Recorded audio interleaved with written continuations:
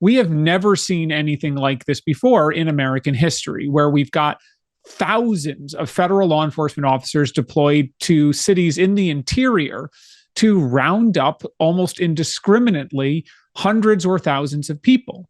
And I think it's really crucial for people to understand that some of the explicit targets in Minneapolis were people here lawfully. One of the main things that federal agents were in Minneapolis to do was this thing called Operation Paris, Parris, which was about arresting and detaining lawfully present refugees, people who had been vetted and screened years ago and came to the United States legally on pathways to green cards and eventual citizenship, and then detaining those people, sending them to Texas to be interrogated about their status.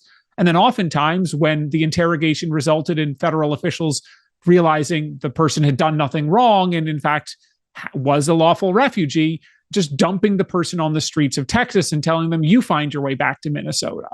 So we have really, a recipe for clashes between communities and federal law enforcement officers when this kind of thing is happening, because of how unprecedented it is, and because it really shocks people's conscience to see their neighbors rounded up, arrested without warrants, thrown into vans, and spirited off to the airport 90 minutes later to be flown out of the state.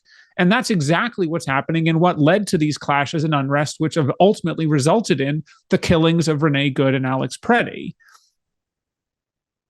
I want to ask you, because I think that this is, maybe a year ago, people would have thought you're being dramatic if somebody said this. But, when you step back and look at these patterns that we're witnessing, you see mass raids, the repression of protest, detentions of U.S. citizens, of course, in addition to many non-U.S. citizens, the use of lethal force in the streets.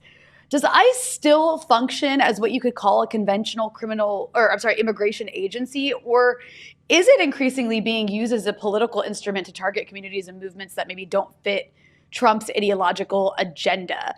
You see people, and I do this sometimes too, throwing around terms like, this is Trump's militia. And I'm just curious your thoughts on that. Yeah, I would say yes and no. I mean, no, in that, yes, in that ICE is still carrying out nationwide a lot of the kinds of stuff that it has done for many years. And I think it's crucial to understand, as whenever the focus is on the media is just on a singular city like Minneapolis, ICE is still in every city around the country, and people are still being arrested and detained around the country in immigration courts in ways that the Trump administration has, started up in June of last year. And they have new officers coming on board every week now as part of the mass hiring binge that are engaged in some of the more traditional kinds of ICE tasks, like going to local jails and picking people up that have been turned over by local police and then taking them to detention for processing. All of that continues on as normal. But what is new is the way in which the administration is deploying not just ICE, but DHS forces in general, including the Border Patrol, Customs and Border Protection officers, and a bunch of officers from around the federal government as part of these large surges to very clearly blue cities with governments that oppose the president's policy priorities. And I think you look at exactly what Trump described the Minnesota operation as: retribution. And you see the ways in which, yes, the federal government is being used to carry out these punishments. But at the same time, it's not like they are there with doing nothing under federal law. There are the machine continues operating even when it isn't being used in this very targeted, retribution focused way.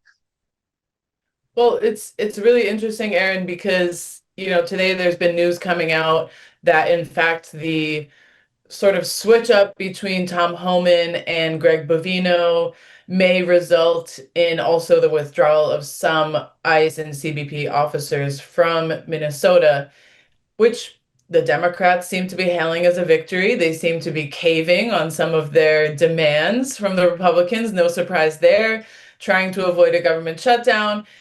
But I think really the sentiment on the streets, it would seem, and amongst communities, is that is not really justice at all. And so I'm just wondering, If you can talk a little bit about what is accountability and what does justice look like in the aftermath and in the midst of this massive operation that's happening, again, as you mentioned, not only in this moment of Metro Surge in Minneapolis and Minnesota, but nationally. And, what tools, legal, congressional, or grassroots, are being used, could be used to actually restrain and dismantle this kind of enforcement apparatus?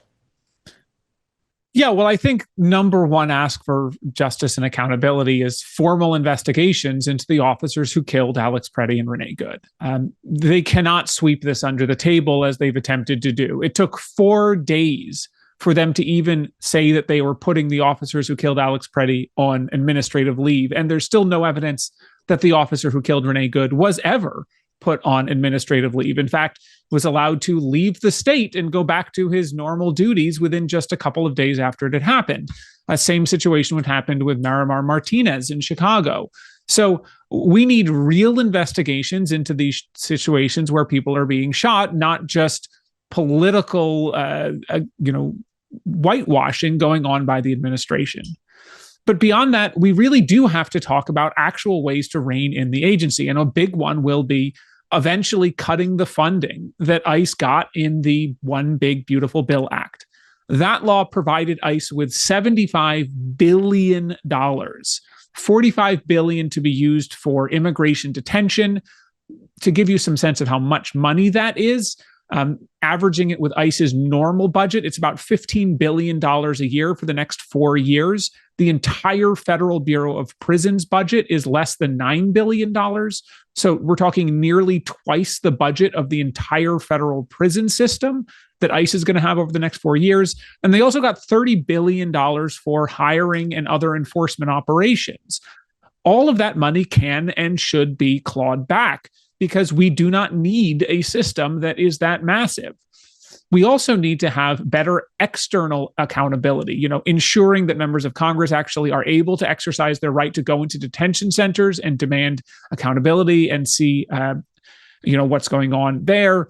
And we also need the restoration of and bigger teeth for the internal government watchdogs that have been gutted by this administration. And then finally, I want to talk about changes to the legal justice system and courts, because many people don't know it's extremely difficult to sue federal law enforcement officers and hold them accountable.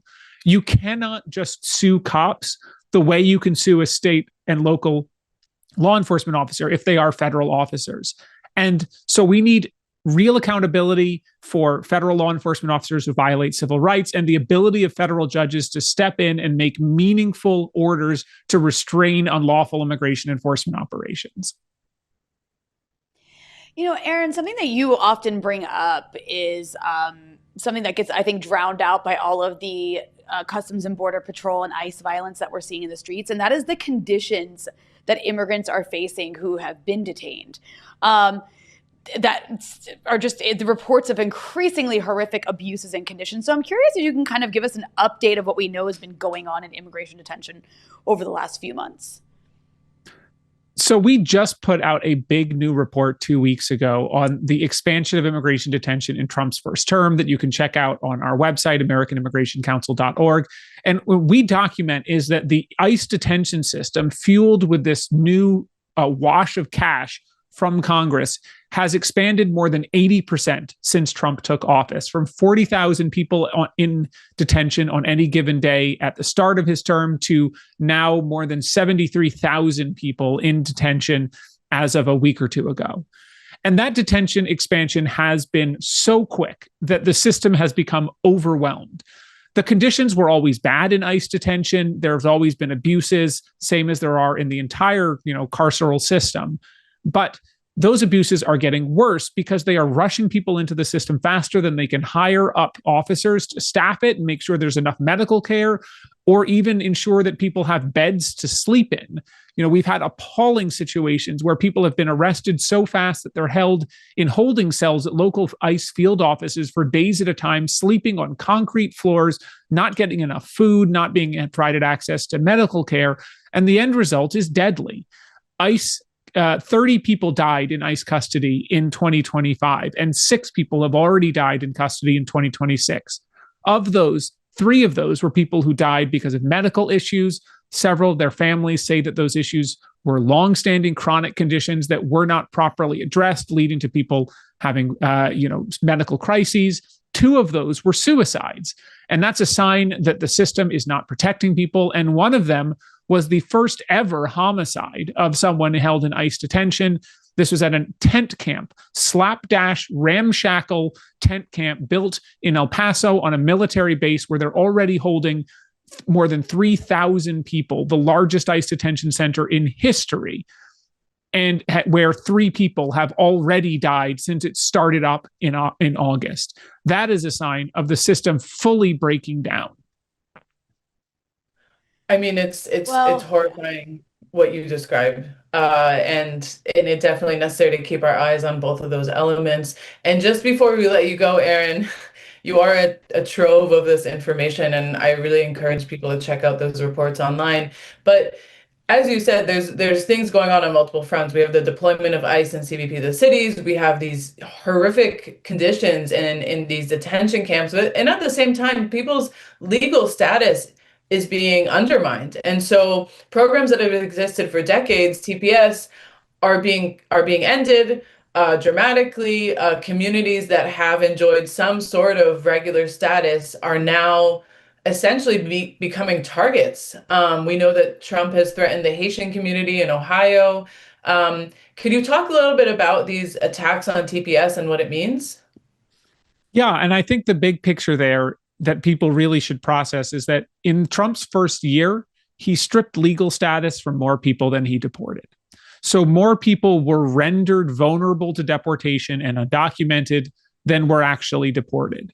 And so arguably the undocumented population may have gone up last year because of that, although the term undocumented has a lot of different meanings, and some people would say people with TPS were undocumented. So setting that aside, the key picture here is more people were rendered vulnerable.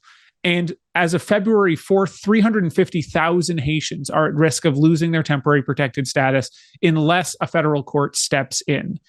That is a shocking moment because these are people who have been here for, at this point, anywhere from 3 to 5 or even to 10 or 15 years. There's 50,000 of those people who've been here since the earthquake in 2010 who have had temporary protected status, have been checking in with the government every 18 months for the last 15 years. And now they might be, tossed out on the streets and told, we're going to come and round you up. But all of that also goes along with cuts to legal immigration. We've seen the Trump administration impose the strictest and harshest nationality-based restrictions on immigration in the modern era since the 1924 racist national origin quota systems. 39 countries now cannot get immigrant visas to the United States, plus the Palestinian Authority. And nationals of those countries who are in the United States right now, who are applying for benefits since mid-December, have been unable to get their benefits adjudicated. So now you have this horrifying situation where you have people essentially potentially falling into limbo or losing their status because the government refuses to adjudicate their application. All of that is adding more chaos to the system and really making the United States even more immigrant unfriendly. And I think is undermining immigrant communities around the country. Well, Aaron Reichlin-Melnick, it's always a pleasure to have you on. You are such a wealth of information on all of this. Please keep doing the amazing work you're doing, and we hope to see you again soon. Thank you for having me. 大家好，我是主播周玉琴。很多的朋友告诉我们，选择原版的太阳星全效克菲尔益生菌，它添加有羽衣甘蓝，健康再加分。而有睡眠困扰的朋友们，赶快选择蓝色包装这一款晚安加强版，绝对是更有感。每日克菲尔，时刻美好 ，Good Feel Good， 请上快点购为健康下单，而且要记得输入推荐代码，有额外的折扣优惠。太阳星全效克菲尔益生菌基础版、晚安加强版，新包装改版，内容不变，抽取更方便。要吃就吃最好的。